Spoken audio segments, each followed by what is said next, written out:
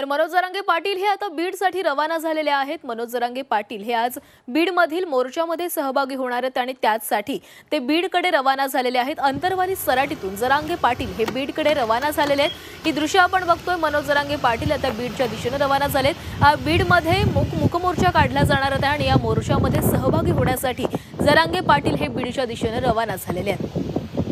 संतोष देशमुख यांच्या हत्या प्रकरणातील आरोपी अजूनही मोकाट आहेत। जवळपास या हत्येला 19 दिवस उलटून गेलेले आहेत। मात्र 19 दिवसांनंतरही आरोपींना पकडण्यामध्ये अपयश आलं। आता सर्वपक्षीय नेते आक्रमक झालेले आहेत। सर्वपक्षीय नेत्यांनी आज मोर्चाचं आयोजन केलेलं आहे आणि या निमित्त मनोज जरांगे पाटील या मोर्चामध्ये सहभागी होणार आहेत। की संघर्ष होते मनोज जरांगे पाटील हे संतोष देशमुख यांच्या कुटुंबियांना। मनोज जरांगे पाटील हे अंतरवाली सराटीमधून बीडच्या दिशेने रवाना झालेले आहेत। त्यांनी काही वेळापूर्वीच पत्रकार परिषद घेतलेली होती आणि या संदर्भात म्हणजे संतोष देशमुख यांच्या आरोपींना अटक करण्यासाठी प्रत्येक मराठा आंदोलकांना प्रत्येक मराठा बांधवांना आपल्या जिल्ह्यामध्ये आंदोलन करा असं आवाहन देखील मनोज जरांगे पाटलांनी केलं आहे।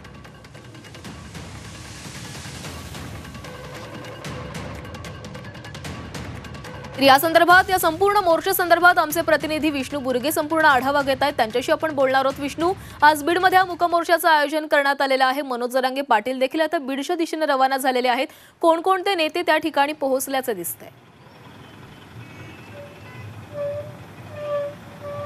खरं तर संतोष देशमुख यांच्या हत्या प्रकरणामध्ये मोर्चा आहे आणि खरं तर 3 आरोपी अटक होत नाहीत या प्रमुख मागणीला घेऊन हा मोर्चा आहे। पुण्याहून आणि अनेक ठिकाणाहून महाराष्ट्राच्या कानाकोपऱ्यातून मोर्चाला लोक येत असल्याचं पाहायला मिळतंय। मोठ्या प्रमाणात नेते जे आहे ते या ठिकाणी दाखल होणार आहेत। मनोज जरांगे पाटील अंतरवली सराटीमधून निघालेले आहेत। संभाजीराजे देखील बीडमध्ये थोड्या वेळात संभाजीनगरहून निघालेले आहेत, ते पोहोचणार आहेत। अंजली दमानिया या देखील बीडमध्ये पोहोचल्याची माहिती मिळत आहे। एकूणच अनेक नेते, सामाजिक कार्यकर्ते या ठिकाणी पोहोचले। त्याचबरोबर जे नागरिक आहेत, सामान्य लोक आहेत, ते देखील पोहोचल्याचं पाहायला मिळतंय।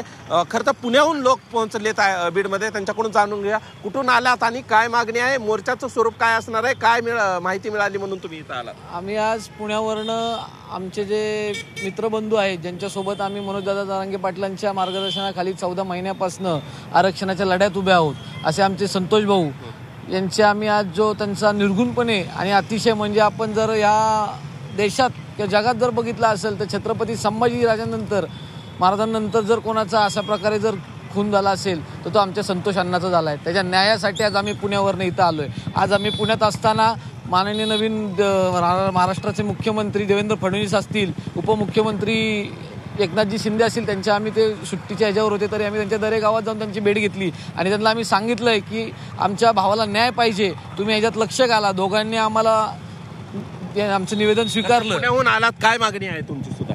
मोर्चामध्ये सहभागी होणार? नक्कीच मोर्चामध्ये सहभागी झालेला आहे आणि जसं अनिकेत बोलला तसं आम्ही माननीय मुख्यमंत्री आणि उपमुख्यमंत्री यांच्याकडे लेखी निवेदन पण दिलेलं आहे।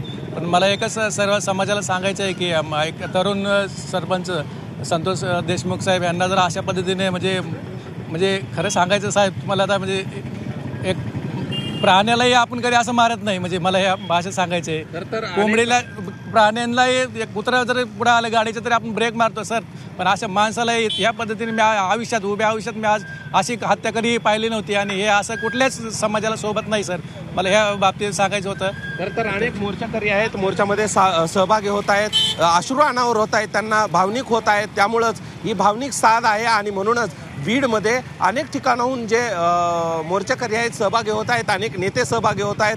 11च्या नंतर या मोर्चाला सुरुवात होणार आहे।